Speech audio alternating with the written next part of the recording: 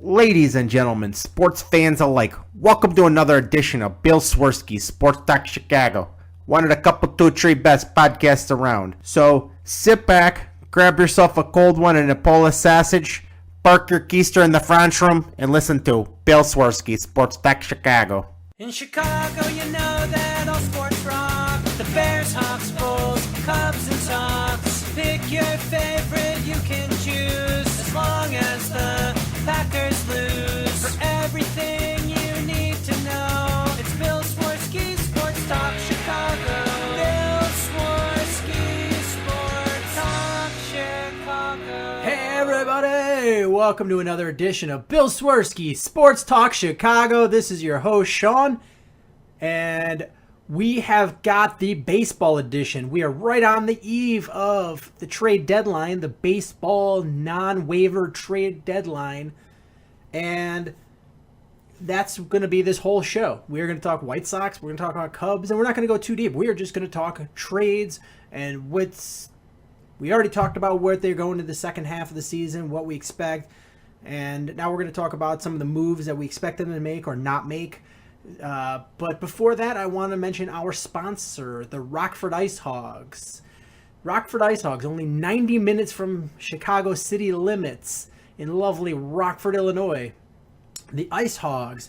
Season is over now, but that doesn't mean we can't celebrate a really great season the team had by going to the Ice Hogs store at icehogs.com. Buy a shirt and buy your season tickets for next year. See Chicago Blackhawks Stars of Tomorrow today. So check out icehogs.com and tell them Swerski Sports sent you. So cutting back into what we were talking about is the baseball non-waiver trade deadline is this coming Friday. And I am apologizing now for this show being late. There's no excuse for it, but I will tell you the circumstances.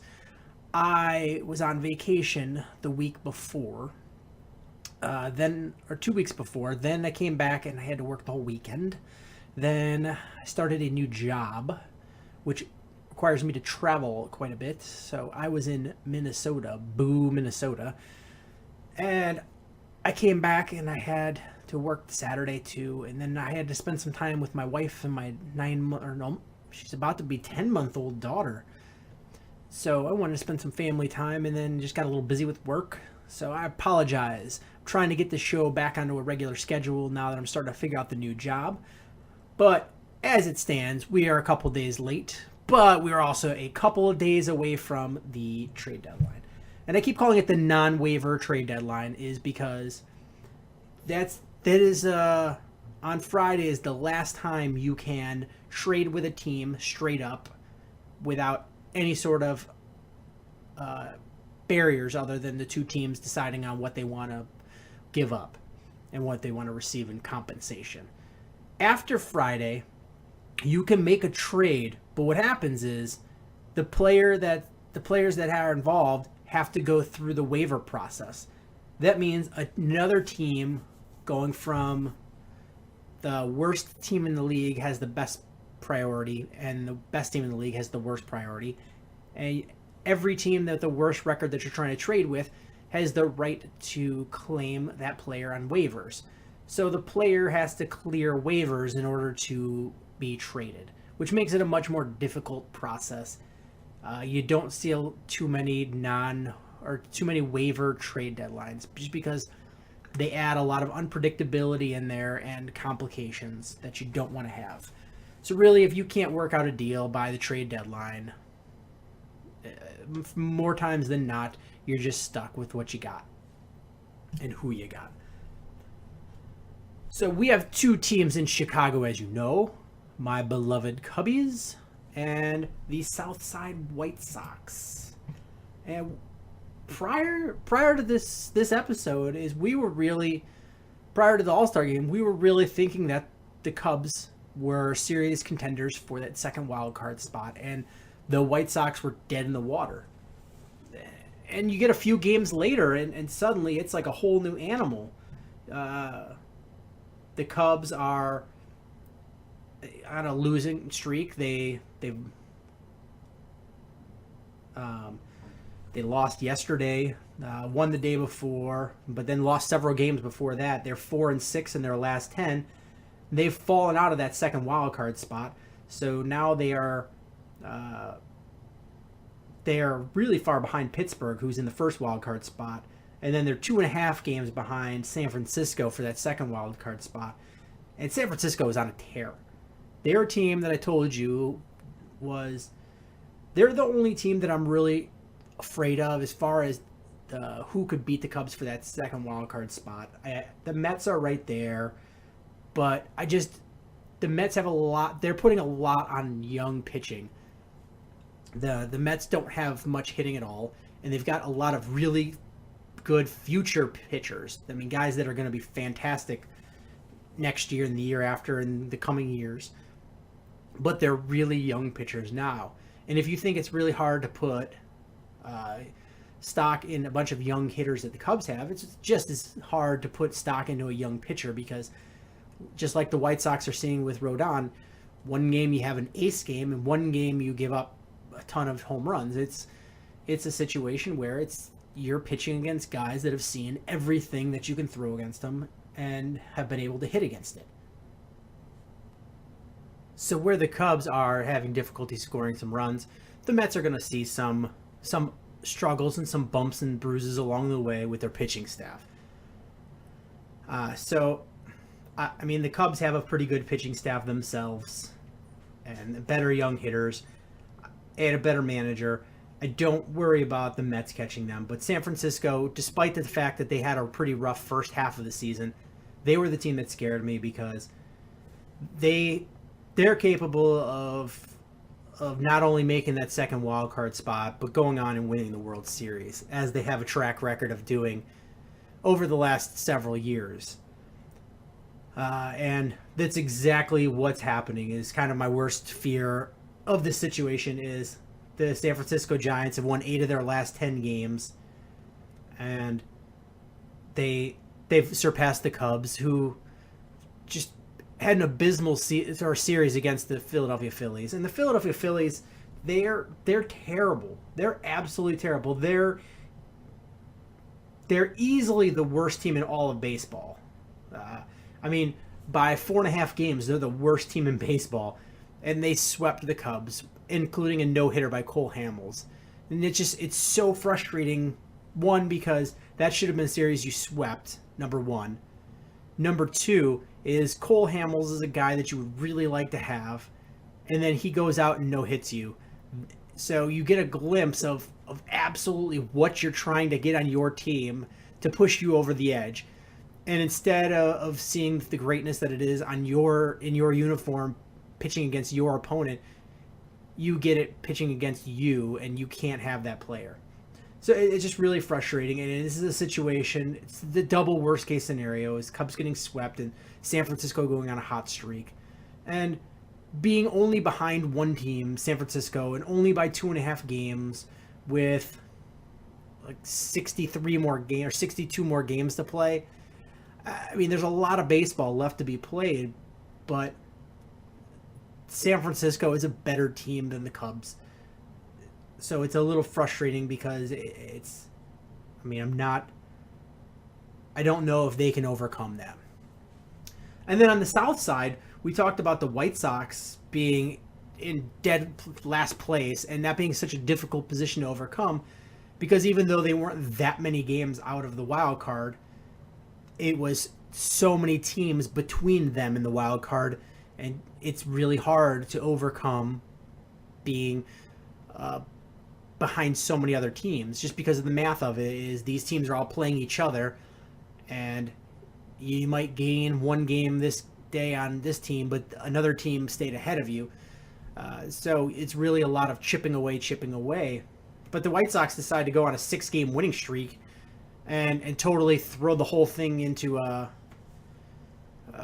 tizzy. Is you get Detroit going on a 3-game losing streak, you get Cleveland going on a 6-game losing streak, and the White Sox go on a 6-game winning streak, and suddenly the White Sox are only 3.5 games out of the wild card, and they're dab smack in the middle of of the wild card race.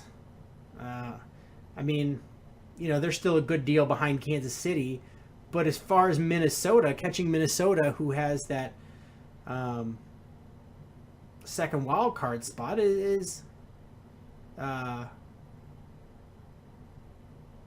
you're only 3.5 games out of wild card, and that's a doable situation. And I know it's, you just heard me say that the Cubs were in a dismal spot, being 2.5 games behind only the Giants, but the White Sox being behind Minnesota, Baltimore, Tampa Bay, and Toronto, and 3.5 games out is not a bad situation. And I say that because the White Sox have quite possibly the best pitcher in baseball in Chris Sale.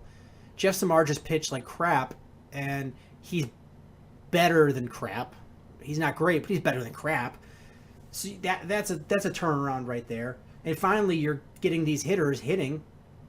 Toronto is constantly falling apart at the end of the season. Tampa just is. I don't know how Tampa's winning. They're not that good of a team. Baltimore's a good team, but they're just, again, they're a team that I don't see as holding strong all the way in through. And Minnesota is a few years away from being really good. I think they're still in that infancy stage. So it's not a bad spot to be in. So this suddenly changes the whole dynamic of what we had talked about before, of what we expect the Cubs and the White Sox to do at the trade deadline. I mean, I think we all thought, all right, Cubs are going to be buyers and the White Sox are going to be sellers. But suddenly, is that necessarily the case? We go White Sox is they part ways with Connor Gillespie. No big deal, whatever. But some people who were a little overzealous and I think a little bit ridiculous wanted to trade Abreu and Sale and everybody that they could trade to build for the future. And I was not in that camp at all. I'm in the camp, as I've said for numerous episodes now, of the White Sox are a team that should be doing better. And I really feel that they have a decent plan in place and they should stay the course.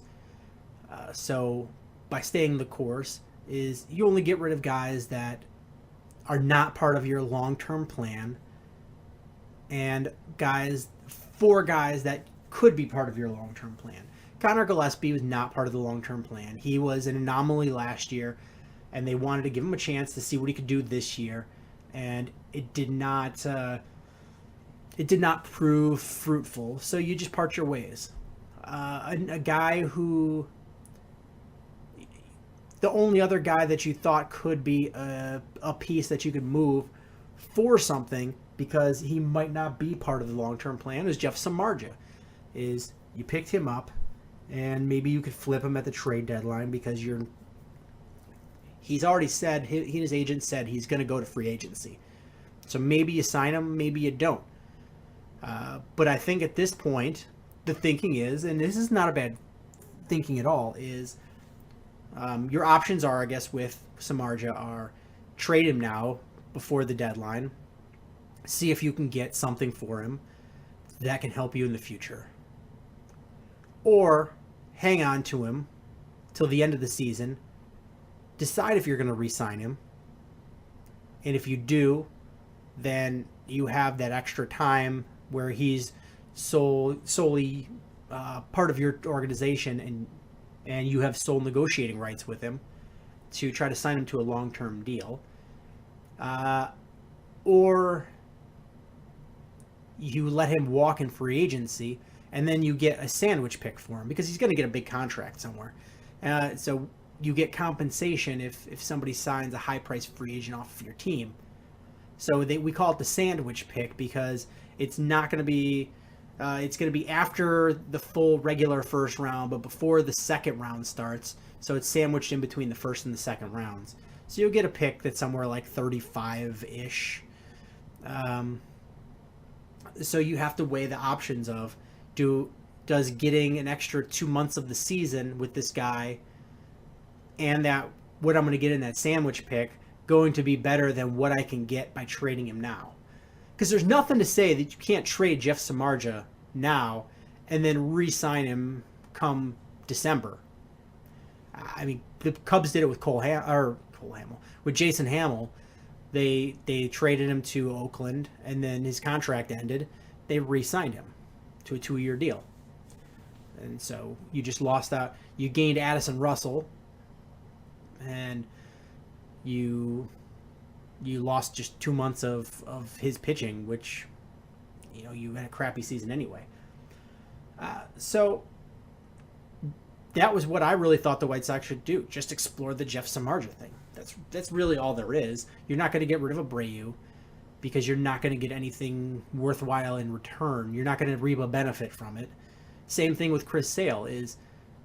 My philosophy is, unless you have to, you don't want to give, in a trade, you don't want to give up the best piece, even if it's for a bunch of lesser pieces that may add up to more. You want to get the best piece of it. So, sure, you could trade a Chris Sale for a bunch of lesser pitchers, but I would rather have a Chris Sale. It's, you don't want to give up the best player. You don't want the best player from the trade to be the one you give up. And I know that's a little hard in baseball because you trade for future players, but you still don't want to give up the farm and not get anything in return. Because in 10 years, if what you trade for Jeff Samardzija, for Chris Sale, history is just going to really laugh at you. Great pitcher, and you give him up for nothing. So you keep Chris Sale because you have a team that just started off the season as bad as you can start it off. And I think next year you're going to get a much better product on the field. So you want a Chris Sale leading the charge because he loves playing for this team. He's signed to a team-friendly deal. He's not hurting your bottom dollar. And he's a frontline pitcher. The only thing you can hate on the guy for is going to the other team's locker room and trying to fight him, because that's just silly. So really, Jeff Samardzija is the only trade piece you have. And right now, honestly, there's so many pitchers on the market. Before, I thought there's going to be a bunch of teams that may not be sellers because there's so many teams bunched up in there. But I think you're starting to separate out the sellers. Boston's got to be a seller. Oakland's got to be a seller. Cleveland, Seattle, Texas, Detroit, all sellers. In the National League, Philadelphia, Miami, Milwaukee, Colorado, Cincinnati's already selling. Atlanta, San Diego. San Diego's got 3 pitchers they're trying to get rid of.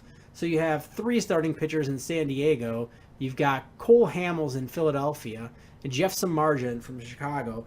Just to name some of the starting pitching that's on the market. You have a lot of suitors out there, but you have a lot of competition for what you're going to get. If you're the White Sox, are you going to get enough of a benefit to give up on Jeff Samardzija and give him up? Or I'm thinking if, a month ago I would have said you trade him. Trade him, get your pieces now and see what you from a desperate team. And I'm changing my mind on this. This is a situation where I don't think you're going to get as good of a benefit as if you keep him for these next 2 months. Make that real playoff push. Because if you're the White Sox and you can somehow manage to get in that second wild card spot after all the turmoil you've had this season, no hitting, losing streaks, being in last place for the whole first half of the season, and then come back and get to that second wild card, I don't think you're going to make a splash in this year's playoffs. You're not as good as Houston. You're not as good as the Angels. You're not as good as Kansas City. You're not as good as the Yankees. But if you make it to the playoffs, that sets you up for next season. You have guys that come back and go, look what we did in that second half of the season. If we can do that in the first half of the season, you add a few key pieces in the offseason, you figure out your second base situation and your third base situation, maybe add a pop bat in the outfield. Suddenly you look like a contending team, a team that could very realistically win that division. So why wouldn't you, if there's not going to be, if they're sellers, if it's a buyer's market right now for pitching rentals, that is, why would you move a pitcher that could help you get to that wild card spot? Is you're not gonna your starting rotation is gonna be a lot worse without Jeff Samardzija than with Jeff Samardzija. So might as well ride out these last 60-some games and see what you can get with having him be in your rotation as the number 2 or the number 3, either ahead or behind Carlos Quintana. So I'm thinking the White Sox are going to stand pat. I don't really think they're going to make any moves. It's become a situation where I thought they were definite sellers to they should just stand pat, ride this out and see what happens from there. On the other side of town, I mean, that's a different situation. Is the Cubs, where going into the first end of the first half of the season, the All-Star break, they were entrenched in that second wild card spot, and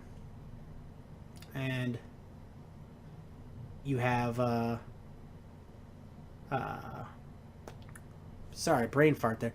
You have them sitting in nice and pretty in that second wild card spot, where they would be playing a one-game play-in game with the Pittsburgh Pirates, who I think they could beat, honestly. And suddenly the Giants catch fire, and you're in the predicament of being behind a team with a ton of postseason experience, getting players healthy, catching their groove, and they're a better team than you. They're already 2.5 games ahead of you. That's a shitty position to be in, to be honest. And the Cubs went from a team that was actively looking to add pieces, not just for this year. I think a lot of people thought the Cubs would do the traditional route of adding a rental player for these last 2 months of the season and try to make that push. But I never, ever thought that the Cubs would be doing that. Jed and Theo have really spent a lot of time and energy to build an organization from the bottom up. I mean, they started from scratch. They had no farm system when they started. They had a lot of bloated contracts that they had to get rid of. And they basically wiped out everything, started from scratch, rebuilt that organization, they changed up some minor league teams. They built better spring training facilities. They're redoing Wrigley Field, and they've got rid of all those big bloated contracts, and they're building it their way. And this is a team that they're trying to build for long-term success. So adding players with the idea that they're going to be playing for August and September and maybe October if you're lucky, but you're giving up the farm to get those players for this couple months. I don't think the Cubs are in that situation. Now, on the other hand, if it's a player like a Cole Hamels, who still has several years left on it's an expensive contract, but you're getting a top flight pitcher who's under team control, that's something you consider giving up players for, because you're going to have a pitcher that you can throw right in there with John Lester. I mean, you have John Lester, Jake Arrieta, and Cole Hamels, and that's a hell of a three-man punch. That going into a postseason, you could really do some damage, because you could just keep throwing the three-headed monster at them, and you're not going to get a break if you're the other team. But like I said, I wasn't expecting the Cubs to make any sort of big splashes. They were testing the waters with Cole Hamels, and everybody's been testing the water with Cole Hamels. Everybody was testing the waters last offseason, last trading deadline, this past offseason, and now this current trading deadline, and nobody is willing to give up what the Phillies are asking for. And the Phillies organization is pretty dumb. They don't have a farm system that's that great. They've got a lot of bloated contracts. They're not going to win anytime soon. They might as well try to stock the farm with this guy, but they're asking for the moon and they're not getting it. Their price tag is clearly way too high. Some of the other guys that Jonathan Papelbon was a name that the Cubs were throwing around because, like I said, you're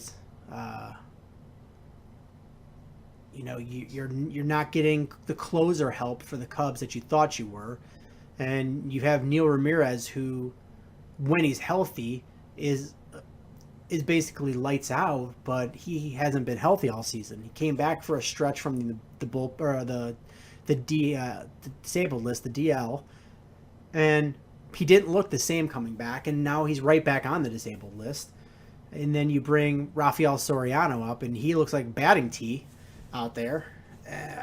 So the Cubs had been tied with Jonathan Papelbon a little bit, but then he goes to the Washington Nationals. They looked at maybe trading for Tyler Clippard from the Oakland A's, but then he goes to the Mets. They looked a little bit at they kicked the tires on Scott Kazmir, and he goes to Houston. And then they looked a little bit at bringing in a utility guy, Ben Zobrist, who they've been interested in for a while. And he gets traded from the A's to the Royals. Who's left on the market? The top names. You've got Cole Hamels, and the Giants are pushing for him. The Astros are pushing for him. The Rangers are pushing for him. The Diamondbacks, the Dodgers, the Cubs, the Yankees. All these teams are seeing what's up, and Philadelphia's price tag just seems to be really high. You've got Aroldis Chapman from Cincinnati, and he's been a target of the Nationals and the Red Sox. David Price is going to be out there, but he's a guy that is a rental. You're going to get 2 months out of him, and then even if you re-sign him, you're going to have to sign him to a huge contract, and you're going to give up a lot of players for him. So what's the cost of getting a David Price? Is it worth it?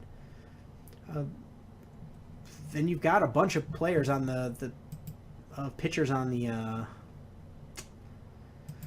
Padres. Are any of those guys going to be brought over? You've got Tyson Ross and James Shields and Andrew Kashner. Those are all names that you could bring over. I mean, James Shields was a guy that the Cubs almost signed in the offseason. Andrew Kashner was a guy that they did have. They traded him to get Anthony Rizzo.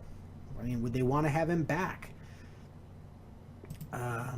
Jeff Samardzija, I don't think he's on the block anymore, unless somebody makes them a ridiculous offer. Papelbon's gone. Tulowitzki's gone. Johnny Cueto's gone. Scott Kazmir gone. You just have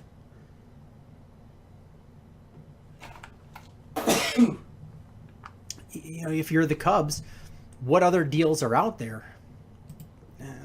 Maybe you settle on some sort of middle relief help that's out there. I don't know who that is. But I mean, they're starting pitching that's there, but do you want to give up any of those guys? Like I said, I don't see the Cubs making a big splash anywhere unless they can bring in a controllable piece.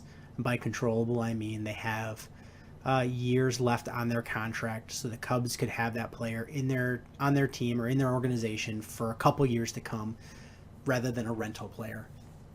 And that's been their philosophy. It's exactly what they've said, and I think they're going to stick to it. I don't see them really making a splash. And to be honest, I think it would be silly if it was a situation where they were making a push because they had a legitimate chance of winning a World Series, and you're trying to push them over the edge. It gets tempting there. But this is a team that is 2.5 games behind a team that could really win the World Series, that just went on that won 8 of their last 10. It's a tough predicament for the Cubs, and I don't think you blow up some of this farm talent yet for a rental player that's probably not going to help you this year. Because you're making a decision on what you're going to do with a bunch of draft picks in the next 2 days, and you were on a 6-game losing streak there for a minute, or not 6-game. You got swept by the Phillies, lost a game to the Rockies. So it's a bad point to be considering giving up a lot of the farm hands to try to bring in a rental piece. So just to wrap this up I really think both teams are probably going to stand pat. I think the White Sox stand pat, absolutely. And maybe the Cubs bring in some sort of low-level middle relief help to try to strengthen that long the long save and the long middle relief type innings and save that bullpen a little bit.